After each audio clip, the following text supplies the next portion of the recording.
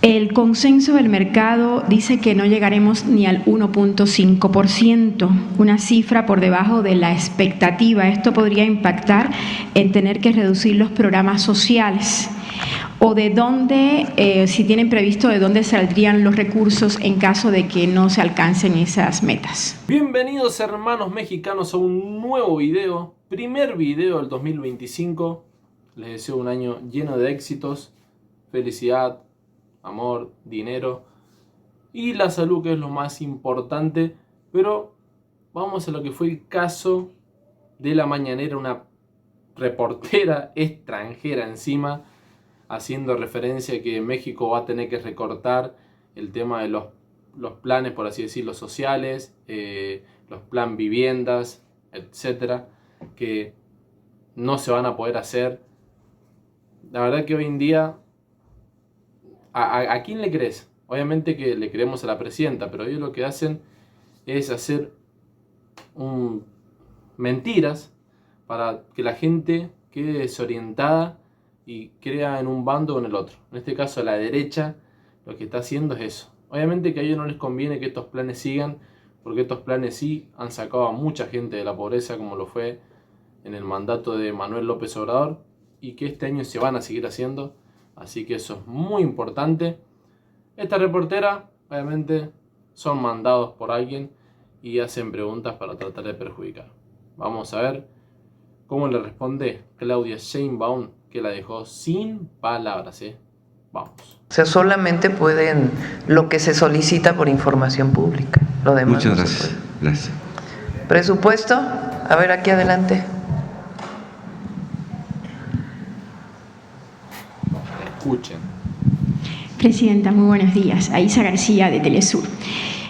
Dos preguntas o tres sobre el presupuesto. La primera es, la Secretaría de Hacienda ha insistido en estos días en la idea de que el PIB crecerá entre 2 y 3%.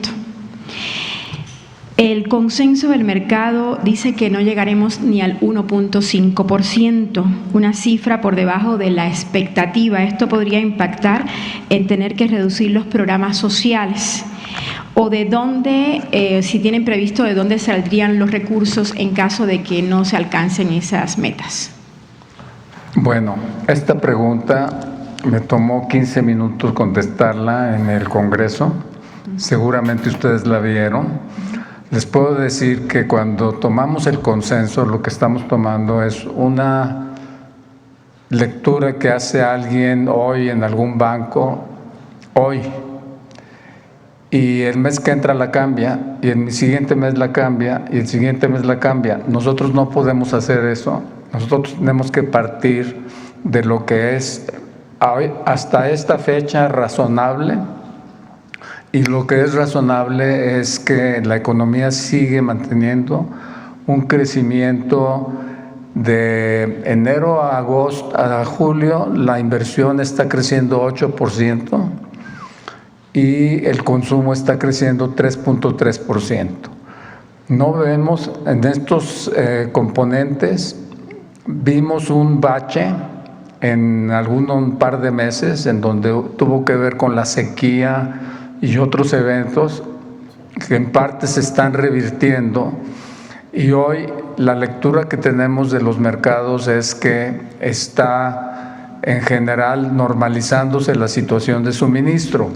Por supuesto que hay muchos imponderables, pero lo que nosotros hacemos con la proyección de presupuesto es tomar lo más razonable. Nada más podemos tener un pronóstico, y ese pronóstico es lo razonable, lo que nos decide nuestra estimación. Nosotros tomamos en cuenta los gastos de combustibles, los gastos de tarjeta de crédito. Los estamos monitoreando todo el tiempo. Nosotros estamos todo el tiempo hablando con las empresas del sector privado y no están planeando para esa estimación de crecimiento. Entonces, lo que les puedo decir es, son dos cosas distintas. Podemos hablar del consenso y es una cosa, y podemos hablar de la estimación de Hacienda y es otra cosa distinta. Bueno, ahí le pegó un cerradón de boca con esa respuesta. Claramente esos periodistas son mandados, obviamente, a preguntar y hacen preguntas sin sentido. Obviamente que en su momento a la derecha no le convenía esos tipos de planes porque, según se comenta, esa plata se repartía entre la maldita corrupción, ¿no? Vamos a ver, ¿con qué otra pregunta sigue? Muchas gracias. La siguiente pregunta va por ese camino y se dice que para el presupuesto de 2025 se está estimando un precio del barril del petróleo en $57.8 estadounidenses. Ante un escenario internacional como el que estamos viviendo de conflictos bélicos, como el de Gaza, Israel contra Gaza y Ucrania ya lanzando misiles, el precio internacional del petróleo podría variar. ¿Tiene el gobierno de México un plan para reaccionar y para proteger el precio del barril? Sí, el precio del petróleo puede subir si hay algo en Ucrania, el precio del petróleo se puede desplomar si el presidente Trump lleva adelante su proyecto de aumentar la producción a lo máximo, ¿sí? Entonces, ¿qué plan tienen ante esto? Nosotros en Hacienda lo que usamos es una fórmula. Esa fórmula está existente desde desde los años 90. Es una fórmula que toma en cuenta los futuros, los promedios de los últimos 10 años, es una fórmula que mezcla varias cosas. No está en la ley, no podemos nosotros salir con un precio del petróleo. Es obligatorio para nosotros utilizar esa fórmula y eso es lo que nos da la fórmula. ¿Hay algún blindaje con eso? ¿Perdón? ¿Eso lo blinda México? Bueno, México está blindado por muchos lados. Nada más lo que le quiero decir es, el presupuesto es una cosa y el blindaje es otra cosa distinta. Los riesgos de cola, como se llaman, o sea, los extremos de la curva de probabilidades son riesgos como los que acaba usted de mencionar, pero nosotros no podemos usar eso para el presupuesto. Bueno, ¿qué tan cierto es, otra pregunta sobre el presupuesto, que se va a reducir en un 40% el presupuesto de la cultura? ¿Es cierto eso? Bueno, hasta ahora vemos todas preguntas negativas, tratando de que pisen el palito y contesten mal. Hasta ahora las dos preguntas que hizo se las respondieron de una manera excelente. Ahora está haciendo otra pregunta muy parecida, que se va a reducir supuestamente el 40% en lo que son ingresos de cultura. ¿Qué se anda diciendo? Sí. Hay una parte que estaba destinada a Chapultepec, si se acuerdan que estaba en cultura. Chapultepec ya terminó. ¿Qué estamos planteando? Y esto es relevante. Vamos a destinar recursos para las escuelas del IMBAL. Es algo que hemos estado trabajando con la Secretaría de Cultura, va a venir a trabajarlo. El conservatorio y otros estudiantes lo estuvieron demandando y en efecto hay muchos rezagos en las escuelas, tanto en infraestructura como en operación. Entonces vamos a cubrir esa parte.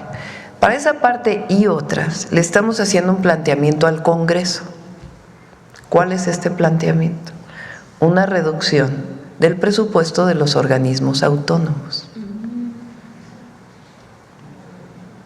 Para que ese presupuesto se destine a cultura, a educación, incluso una parte queremos elevar los salarios del ejército, que en particular los salarios del ejército de los soldados quedaron rezagados frente a la Guardia Nacional, y con ello estaríamos, además de lo que ya viene en cultura, apoyando todavía más a la cultura, y una parte muy importante se la vamos a dar a educación.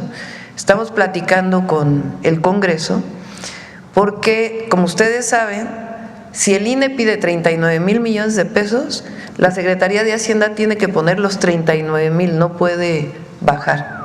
Pero el Congreso sí tiene esa atribución. Y ya el propio INE aceptó que incluso puede reducir el presupuesto frente a la elección del próximo año. Entonces ahí viene un ahorro que se puede distribuir entre estas áreas importantes y por supuesto para nosotros la cultura es una prioridad. Presidenta, ¿me permite una pregunta sobre lo que dijo fuera y el INA también, de ahí tendría, INA y INVAL sobre todo. Una pregunta sobre lo que dijo el primer ministro de Canadá ayer en entrevista, de que desea continuar, por supuesto, el TEMEC con México, pero que todo dependerá de las decisiones que tome México hacia adelante. La pregunta es, ¿qué mensaje mandaría usted a Trudeau? ¿Y cuál es la instrucción para el canciller y para el secretario de Economía, Marcelo Ebrard, en este sentido? Si se tiene prevista alguna reunión con los canadienses, porque está diciendo Trudeau que todo dependerá de las decisiones y elecciones que haga el gobierno de México hacia adelante. Sí. Otra pregunta más, tratando de picantearla para ver qué responde. Bueno, después responde el de Canadá. Esto es periodista, por Dios. Nuestra decisión se conoce y nuestra intención, y además es muy relevante y eso vamos a empezar a trabajarlo, bueno, ya lo tenemos listo, pero a difundirlo.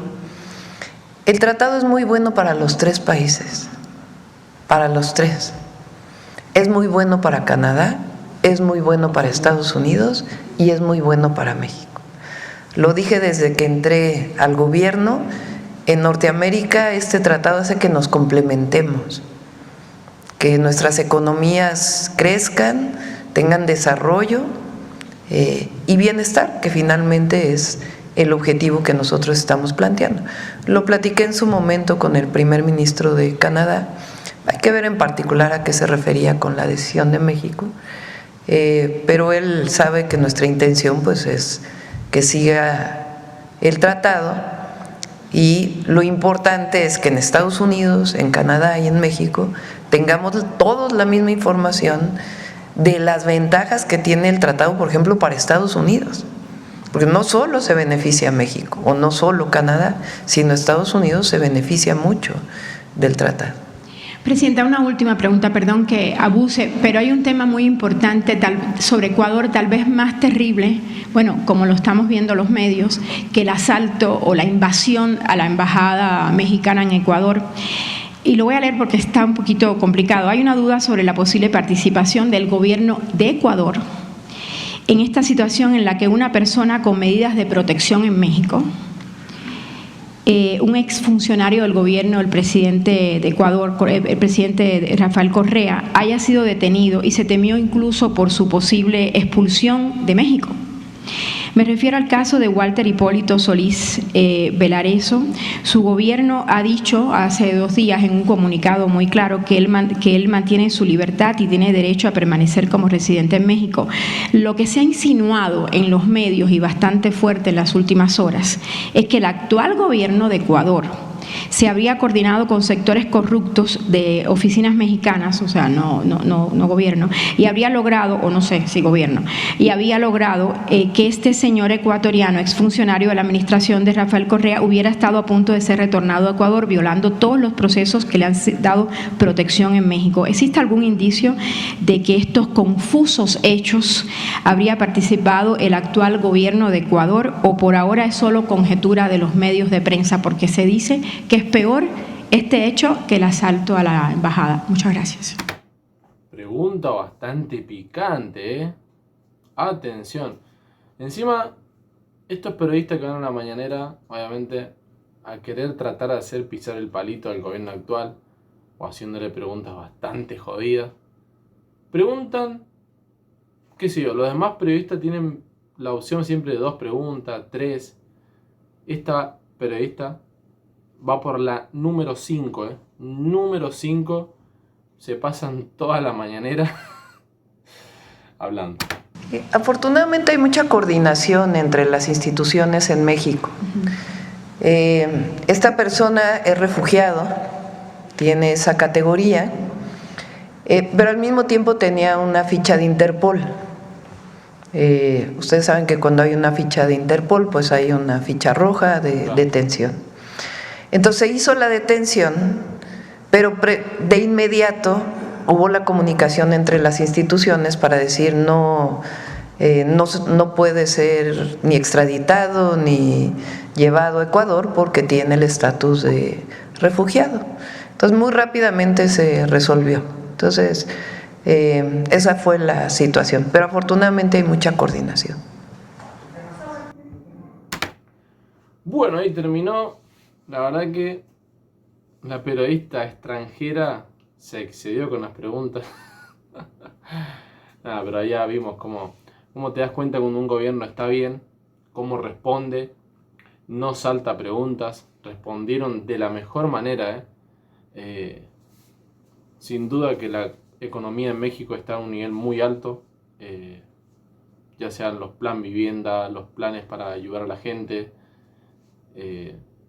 Pasó en el mandato de Manuel López Obrador que muchas familias dejaron de ser pobres a raíz de estos planes, así que sigan por ese camino, que la verdad que la economía está muy bien. Y estos periodistas que van a tratar de querer complicar el gobierno, pasa siempre, hay que hacer oídos sordos. Así que nos vemos en la próxima, gente, se los quiere mucho, chao.